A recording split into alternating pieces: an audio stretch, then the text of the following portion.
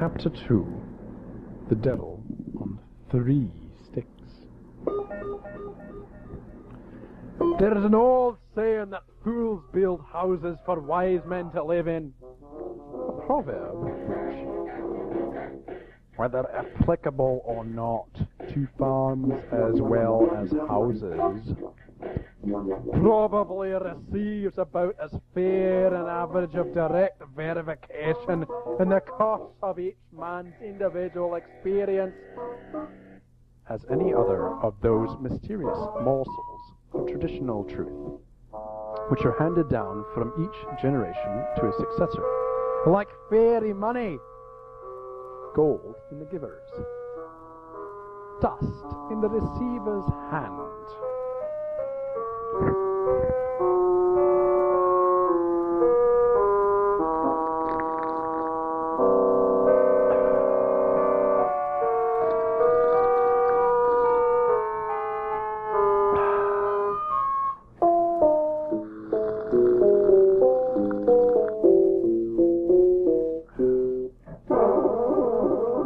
The young experimentalist in brick and mortar, with a shake of the head not unworthy of the Elizabethan statesman whose posthumous fame has owed so much to that outward symptom of plethoric wisdom, admits the general and antecedent truth of the motto which might be scrawled up over so many a splendid doorway. He has no doubt to deny it, does he? It's not he to disprove, it's general. But the Perry is of his particular application that he covers us. It's not to invalidate the truth of the rule against us men, but to prove it by an exception. In the case of one individual of the species that he knows of, the clear rectangular pencil work and the softening shades of the brush of the accomplished artist-architect do their work upon his eyes. Time to scare the cat.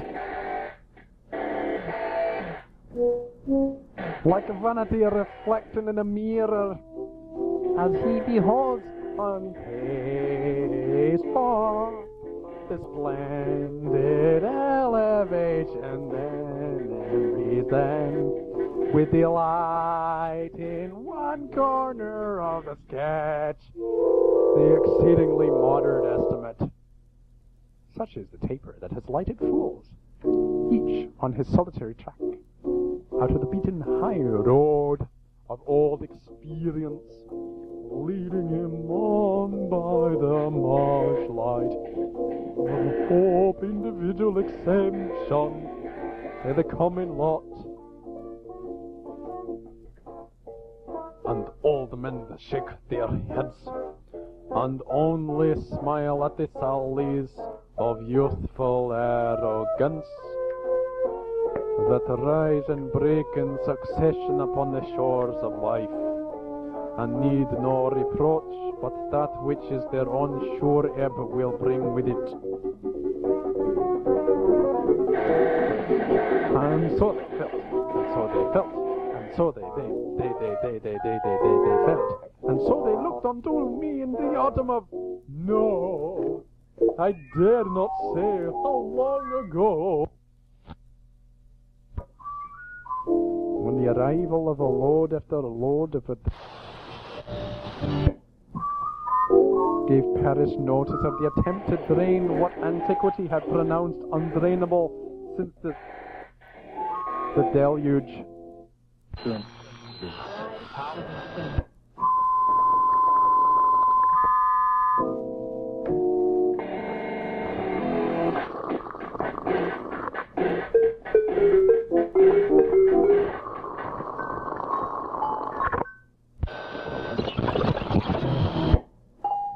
Painful, isn't it? But why can't it be drained? Asked the greenhorns. because there's no fault, replied collective wisdom. Has it ever been tried with a spirit level? Now this is not a fair question. Spirit levels, if they have any meaning or existence at all. And anyway, we're unintelligible, mathematically looking instruments of a very professional nature, only seen, if ever, in the hands of the road surveyors' assistants and people of that sort. They had nothing whatever to do with farming. The question was unfair. Cat.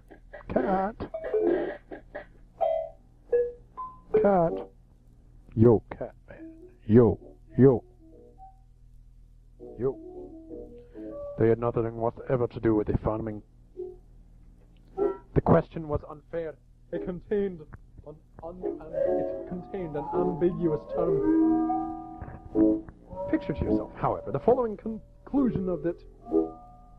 A bleak, foggy November day, a long rambling space, marsh or meadow, as you might choose to call it, of some 20 acres in extent, at about a third part of a mile in length, with narrow, thick plantation of rushes, sedges, and brookline, and such aquatic vegetation threaded its way along one long dank from end to end, by such fantastic meandering that it took as if the hidden channel of the plainly plain boss of choked moisture it concealed.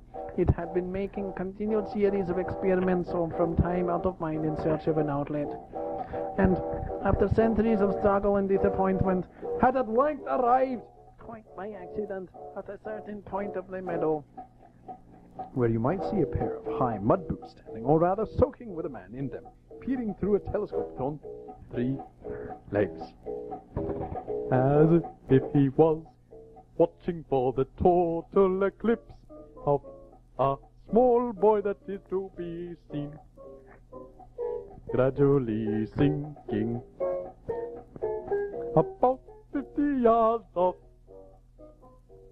and clutching in his agony a tall staff by his side, figured as if for high and low water mark.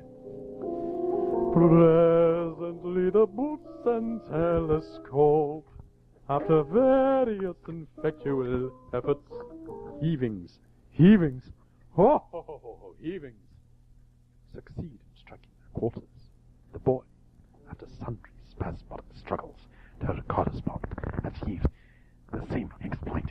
The same scene as before occurs again some 50 yards further on, and again at the same intervals until they reach the other end of the meadow and come plump upon the banks of a marshy pool, some 6 acres in extent.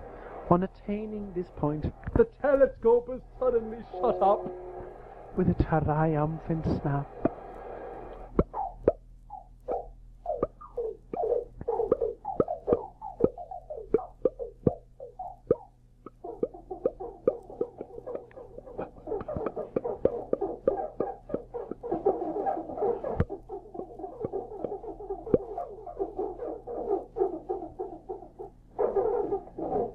Its 3 legs jump into one. The dripping, shivering boy receives a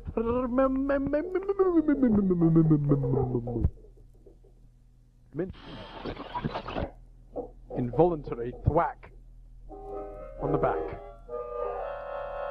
and a fall of 9 feet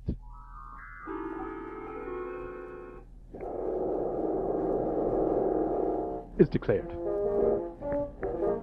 Like a dividend of 10% and a balance over to go on with. Oh, you primeval carp, pike and eels, you little thought on that day how deadly a fishing rod, marked and measured inch by inch, through its shadow across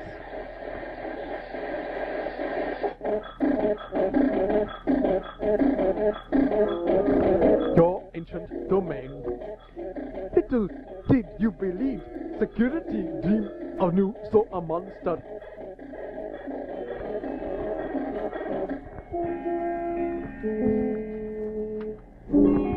goldfish or no farm, snipes or sweet turnips?